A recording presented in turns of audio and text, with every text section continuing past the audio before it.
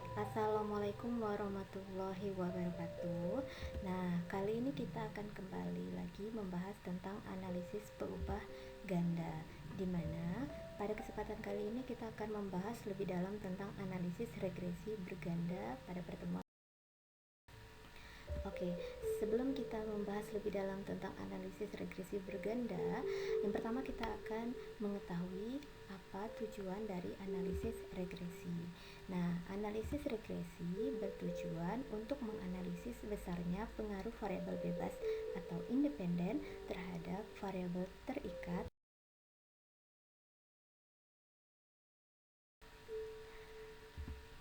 Nah, regresi linear. Nah, jadi regresi linear ini dia terbagi menjadi dua. Yang pertama ada yang disebut dengan regresi linear sederhana. Yang kedua ada yang disebut dengan regresi linear berganda. Nah, kali ini kita akan membahas tentang regresi linear berganda.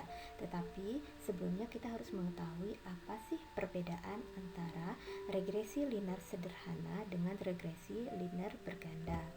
Regresi linear sederhana, variabel bebasnya hanya satu. Kalau regresi linear berganda, variabel bebasnya lebih dari satu, bisa 2, 3, atau lebih. Nah, kemudian kita harus mengetahui apa sih sebenarnya yang dimaksud dengan regresi linear berganda.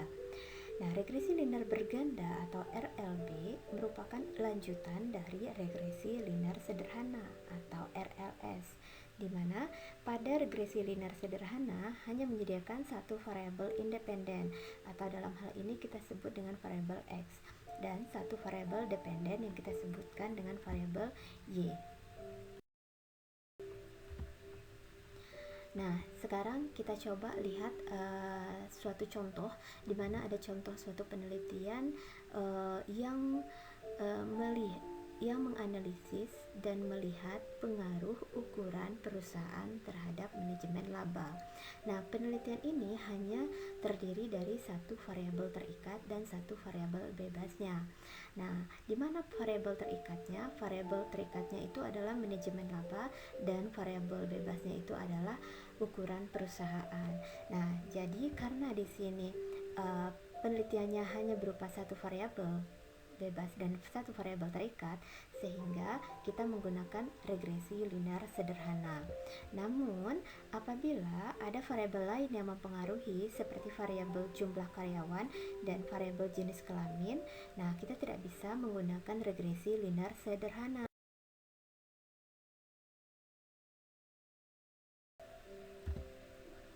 Nah, oleh karena itu, regresi linear berganda berfungsi untuk menutupi kelemahan dari regresi linear sederhana. Ketika terdapat lebih dari satu variabel bebas dan satu variabel. Nah, sekarang kita coba lihat contoh dari regresi linear berganda. Di sini ada suatu penelitian skripsi oleh Anna Rosada pada tahun 2009. Nah, di mana penelitiannya berjudul Pengaruh Faktor Internal dan Eksternal terhadap Prestasi Belajar Siswa Kelas 10 Program Keahlian Penjualan SMK Pemuda 1 Kesambean Blitar tahun ajaran 2008-2009.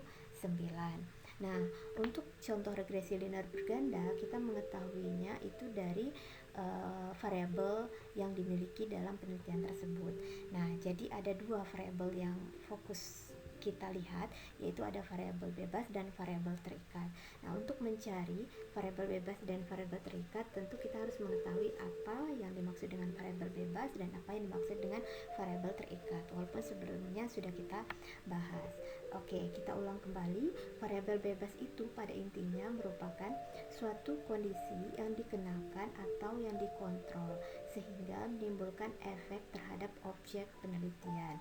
Nah, kalau di sini kita lihat yang dikontrol atau yang dikenakan atau yang dikontrol yang menimbulkan efek terhadap sesuatu itu adalah faktor internal dan faktor eksternalnya. Nah, sehingga faktor internal dan faktor eksternal ini merupakan variabel bebasnya. Kemudian kita lihat lagi, variabel terikat itu apa sih? Nah, variabel terikat itu adalah suatu kondisi yang muncul sebagai respon dari adanya variabel bebas. Jadi dari akibat variabel bebas sehingga terjadilah sesuatu yang disebut dengan variabel terikat. Nah, di sini dia mau melihat pengaruh variabel internal dan eksternal terhadap prestasi belajar siswa. Jadi yang dipengaruhi di sini adalah prestasi belajar siswa, sehingga variabel terikatnya itu adalah prestasi belajar siswa. Nah, jadi dari contoh skripsi oleh Ana Rosada ini kita mengetahui bahwa ini merupakan penelitian yang menggunakan regresi linear.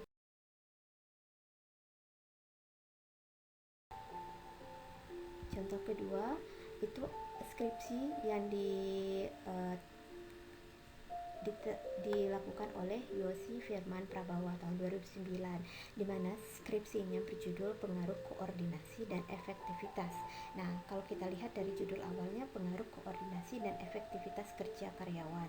Nah, itu merupakan variabel bebasnya. Terhadap yang dikenakan itu adalah kualitas produk. Nah, sehingga kualitas produk itu adalah variabel terikatnya, dan koordinasi dan efektivitas kerja itu adalah variabel bebasnya. Di sini kita lihat juga terdapat dua variabel. Oke. Nah, jadi kita sudah mengetahui perbedaan antara regresi linear sederhana dengan regresi linear berganda. Nah, sehingga kita akan melihat bentuk umum dari regresi itu sendiri itu apa.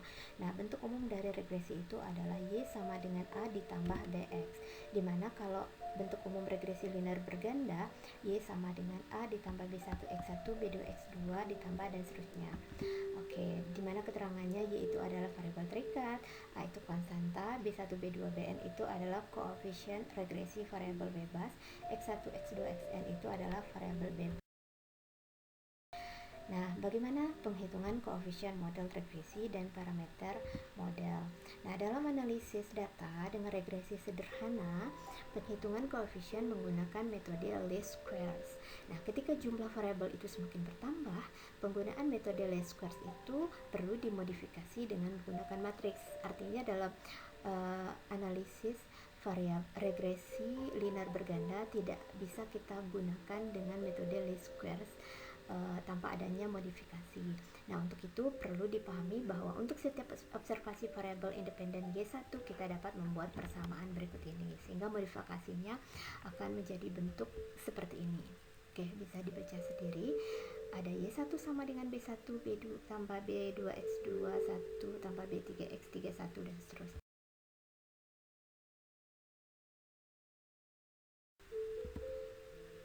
Oke, nah dari rangkaian persamaan di atas dapat ditulis dengan notasi matriks sebagai berikut. Y sama dengan XB ditambah E, di mana bentuk matriksnya itu ada beberapa untuk Y, X, B, dan E-nya.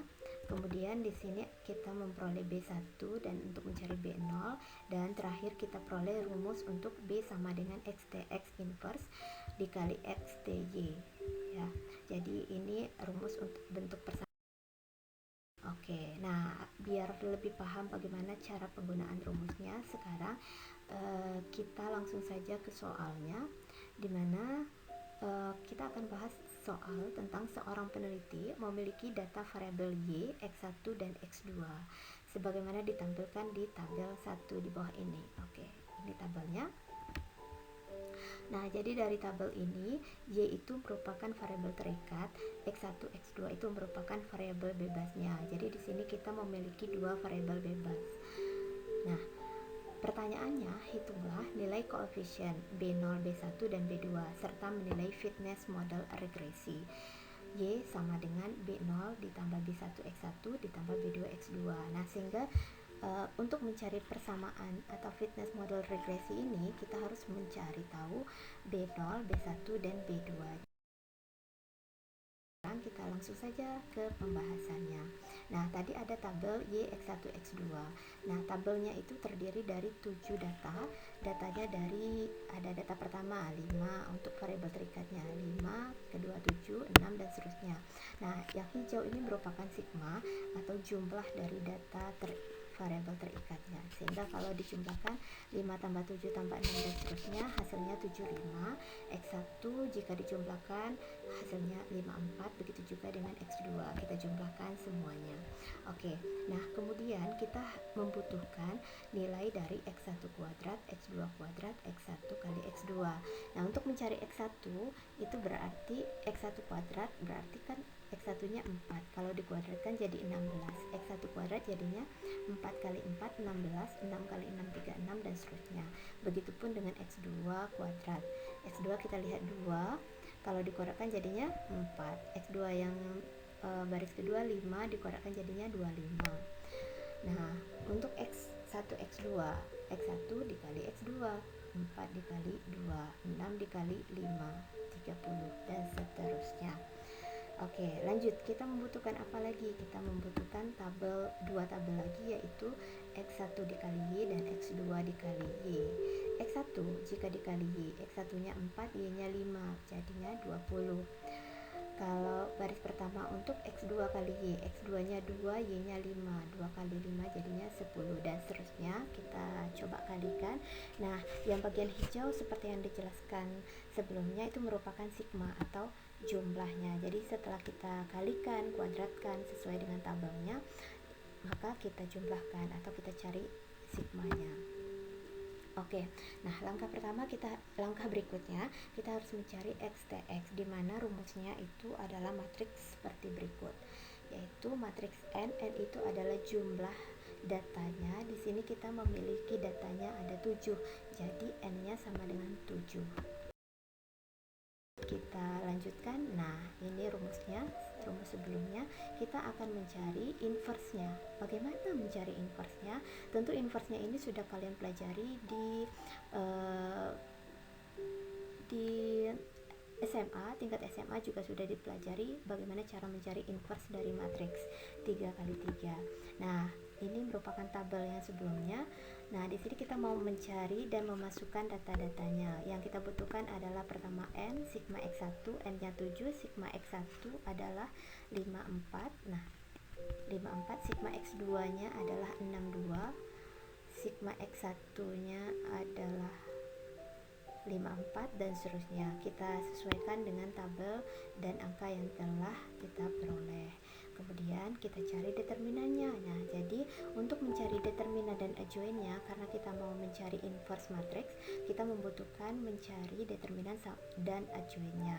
Nah, untuk mencari inverse matrix XTX ini akan dibahas pada video selanjutnya. Jadi setelah ini kalau seandainya kurang paham bagaimana cara mencari inverse matrix, maka pelajari dan simak video selanjutnya mencari bagaimana cara mencari inverse matrix dari XTX inverse. Nah setelah kita mencari determinan dan adjoinnya, sekarang kita membutuhkan XTY, di mana rumusnya itu adalah sigma Y, sigma X1Y, sigma X2Y. Sehingga dari tabel, nah tabel tadi sigma Y, kita lihat sigma Y nya 75, sigma X1Y 1670, sigma X2Y 840, sehingga kita peroleh datanya 75, 670 dan 840. Data-data tersebut kita kembali nih ke rumus awalnya. Kita mau mencari B, di mana rumusnya XTX inverse XTY. Substitusikan untuk mencari B-nya, di mana XTX inverse itu rumusnya 1 per determinan XTX adjoinnya dikalikan dengan XTY. 1 per determinan kita peroleh 1713 adjoinnya ini, dan XTY-nya 75, 670 dan 840 dengan perkalian matriks, sehingga kita peroleh nilai B-nya 1,2265, 0,2510, 0,85. Nah, sehingga pertanyaan tadi kan bagaimana persamaan regresinya.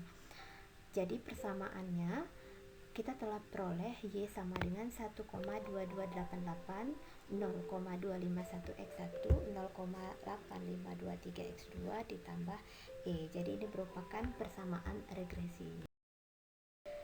Oke, sekian untuk pembahasan kali ini. Semoga bermanfaat untuk kita semua. Terima kasih atas perhatiannya. Wassalamualaikum warahmatullahi wabarakatuh.